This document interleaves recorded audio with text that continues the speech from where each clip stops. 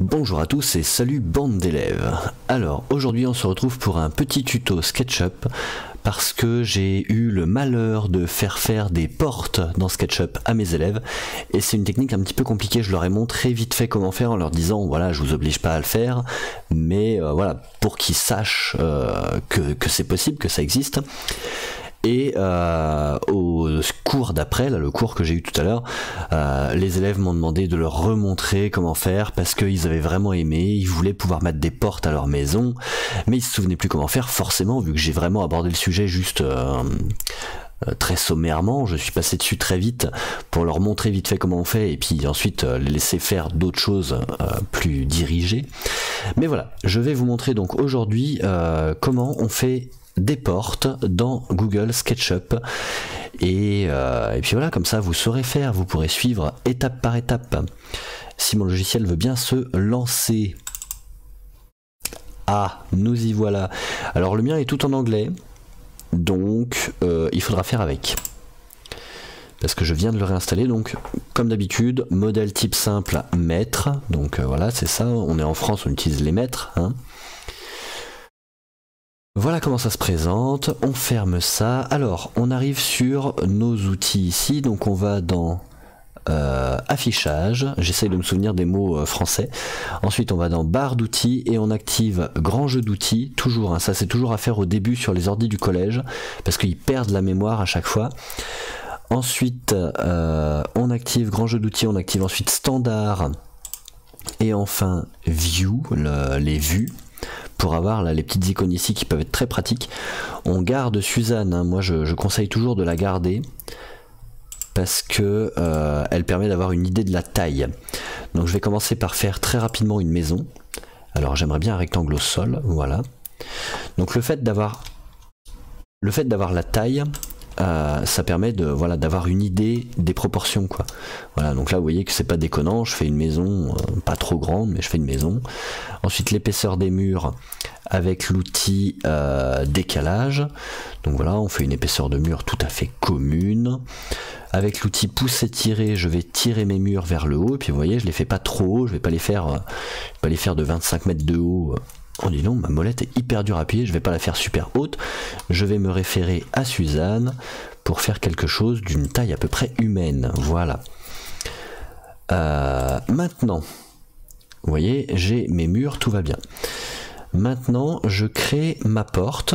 Donc pareil, hein, une taille pas trop déconnante par rapport à Suzanne. On va faire une porte comme ça, voilà. On va dire que Suzanne, elle fait 1m60 et quelques. Hein. Voilà. Donc je fais ma porte. Ensuite, avec pousser tirer, je creuse ma porte. Donc je fais le trou. Là, j'ai donc une ouverture. C'est pas encore une porte. Ça, c'est une ouverture. C'est un trou dans le mur.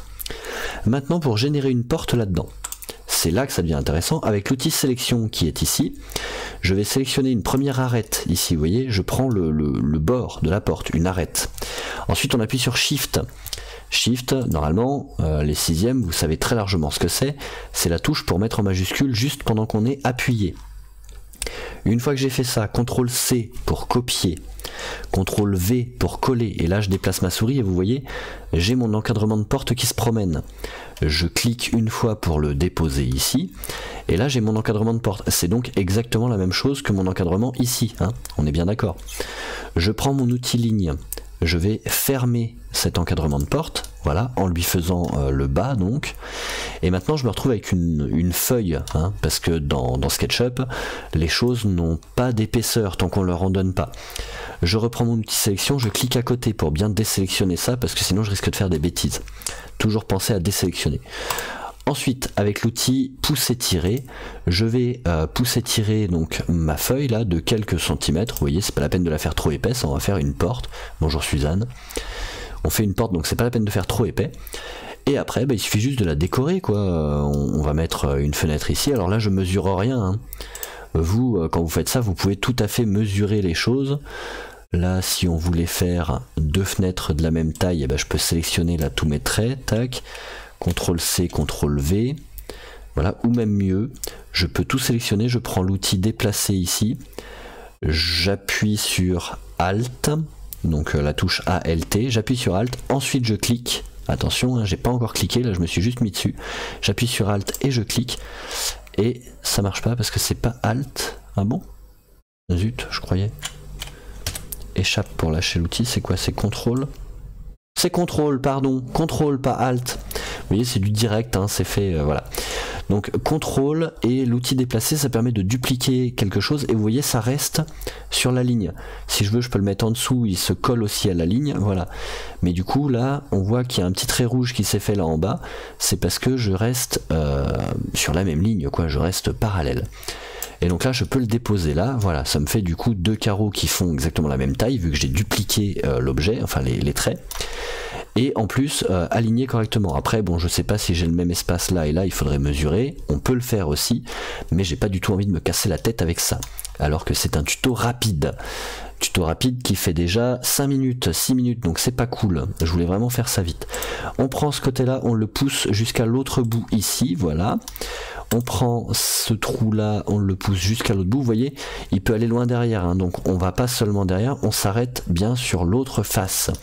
Comme ça on a bien nos deux trous comme ça. On va faire une petite poignée de porte. Alors je vais pas m'amuser à faire une poignée ronde, j'ai montré en cours comment le faire, j'ai des documents en cours qui expliquent comment le faire, donc on se référera à ça quand on en aura besoin. Là je vais faire une petite poignée carrée, donc vous voyez j'ai fait un rectangle, pousser tirer, je l'ai étiré un petit peu, je refais un rectangle là sur le côté, j'aurais pu utiliser l'outil ligne hein, aussi, ça marche pareil vu que là il n'y a qu'un seul trait à faire. Et là je retire par ici, voilà. Donc là j'ai ma porte, j'ai la poignée est peut-être un petit peu trop sur le côté, on s'en fiche, ok? Donc j'ai une porte. Ensuite c'est là que ça se complique. On va sélectionner toute la porte. Alors là, attention, vous voyez, je me suis mis par là-bas, c'est pas pour rien, c'est parce que si je me mets là et que je sélectionne comme ça, donc là on voit mal, hein, je sais pas pourquoi ça bug un petit peu, mais normalement ça fait un cadre, forcément c'est une sélection. Ça enregistre bien ça, oui. Là, si je lâche, vous voyez, ça a tout sélectionné derrière aussi. L'outil de sélection, il sélectionne tout à travers, hein. Il se pose pas la question de ce qu'on voit ou ce qu'on voit pas, il sélectionne tout partout, du moment qu'il a un trait complet, il le sélectionne. Si on prend juste la moitié d'un trait comme ça, il sélectionne rien, mais si on prend un trait complet comme là, vous voyez, j'ai sélectionné tout ce qui était derrière, d'accord? Donc c'est pour ça que je me mets comme ça, je fais attention de ne pas sélectionner Suzanne avec, mais je vais bien sélectionner que ma porte, je fais gaffe qu'il n'y a rien derrière qui me gêne. Quand ma porte est sélectionnée, je fais clic droit dessus, et là je fais créer un composant. En anglais make a component, mais dans la version française c'est créer un composant. Je clique dessus, là je vais donner un nom, porte, parce que c'est une porte, hein. Essayez toujours de donner des noms clairs pour pas vous y perdre. Et ensuite on fait créer, create in English. Voilà. Et donc maintenant que j'ai créé un composant, un objet, eh ben, je peux le déplacer cette fois-ci comme je veux. Vous voyez, maintenant il se déplace en entier, c'est un objet. Alors que si je prends là ma maison, pour l'ordinateur c'est que des points et des traits là pour l'instant, vu que ben, je lui ai pas dit que c'était un objet seul en fait. Donc pour lui c'est que des points et des traits. Donc si je déplace un coin, il faut déjà que je désélectionne ma porte, mais si je déplace un coin de la maison, ben, c'est pas toute la maison qui se déplace, c'est juste le coin, vous voyez. Donc tant qu'on n'a pas fait de composant, on peut pas trop s'amuser à déplacer un objet. Ok. Maintenant je vais placer, vous voyez là je sélectionne bien par le coin supérieur, hein.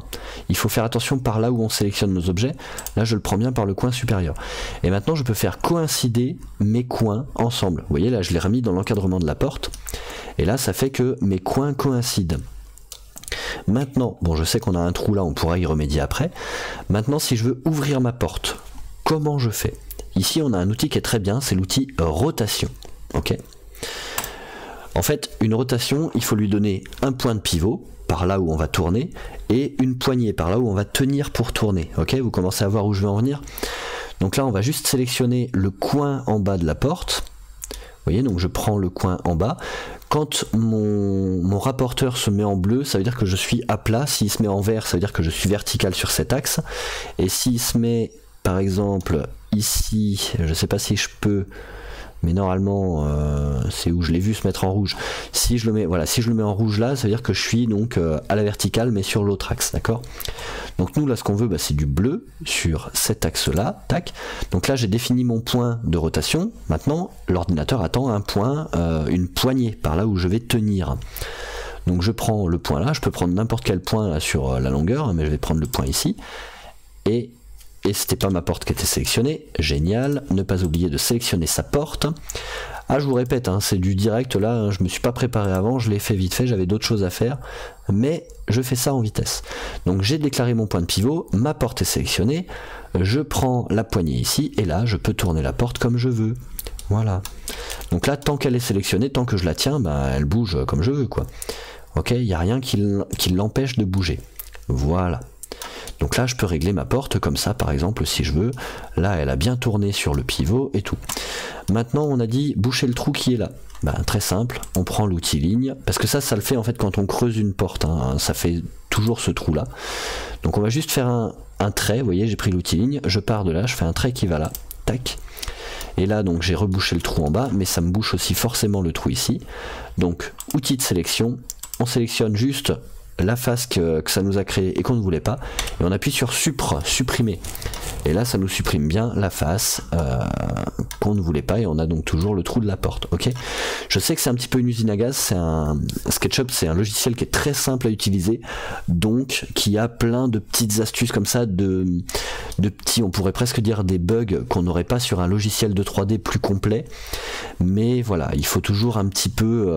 C'est pas fait pour faire des grandes choses, hein, même si on peut. Hein. Il y a une version professionnelle qui est vraiment très très bien faite, mais voilà. Donc dans un premier temps, pour faire une porte, eh ben, on a juste besoin de ça. Là, je peux pas supprimer mes traits parce que j'ai pas mis d'épaisseur à mon sol. Voilà. Si on veut éditer la porte, c'est-à-dire si on veut la modifier, là, vu que c'est un objet, on peut rien modifier. Hein. Tout ce qu'on fera, ça sera en dehors de l'objet.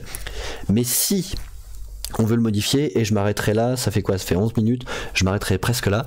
On fait clic droit, et là on fait modifier le composant. Dans la version française, c'est modifier le composant, là c'est edit component forcément, ou éditer le composant, je sais plus, il me semble que c'est modifier. On clique dessus, et là vous voyez, tout le reste se grise, ça veut dire qu'on travaille là-dessus. Et maintenant, donc on peut bosser sur notre composant. Là j'avais juste envie de faire des vitres, donc vous voyez, je bouche les trous là avec juste, vous voyez, ça m'a juste créé une seule face. Je bouche les trous avec la gomme, je supprime la diagonale parce que vu que les deux parties sont au même niveau, c'est pas décalé, vu que les deux parties sont au même niveau, je peux supprimer le trait vu que c'est en fait une seule face. Ensuite, dans fenêtre, on va dans matériaux, et là on va prendre translucide, donc translucent en anglais, translucide, et puis là on va prendre un vert comme ça par exemple, voilà. Et là vous voyez, j'ai bien du vert transparent. Après, pour désélectionner, on reprend l'outil sélection, on clique à côté, et voilà, on n'est plus dans l'édition du composant, mais il a bien été modifié. Ok, voilà, je vais m'arrêter là-dessus. C'était donc le tuto pour SketchUp. Je ferai peut-être d'autres tutos comme ça quand je montre des choses aux élèves très vite fait, sans forcément qu'ils le fassent. Hein. Quand je leur montre un truc vite fait, c'est juste pour leur montrer ce qu'on peut faire avec, et qu'après, eux, en trifouillant un petit peu, en cherchant un peu, eh ben, ils arrivent à retrouver ou à refaire des choses cool comme ça. Mais voilà, je veux pas passer 1 heure à leur expliquer comment faire. Je veux qu'ils cherchent un petit peu par eux-mêmes. Bon, là, il y en a pas mal qui m'ont demandé, donc je fais une vidéo, mais voilà, c'est tout. Je ferai quelques petits tutos comme ça, peut-être aussi je crois que j'avais déjà fait, mais je referai peut-être un tuto sur comment aller sur SketchUp sur internet sans installation. Là j'ai pris cette version là parce que c'est la même qu'au collège, mais pour chez vous, vous pouvez tout à fait utiliser SketchUp sans installation sur la version web. Si jamais je retrouve la vidéo que j'ai fait, je vous la mets dans les fiches là-haut, ça doit être au-dessus de ma tête par là-bas, et puis voilà, ok. Allez, salut, je vous dis à bientôt après les vacances, parce que bah là je tourne cette vidéo juste quand je suis en vacances, donc bonnes vacances à vous, à après les vacances, et salut.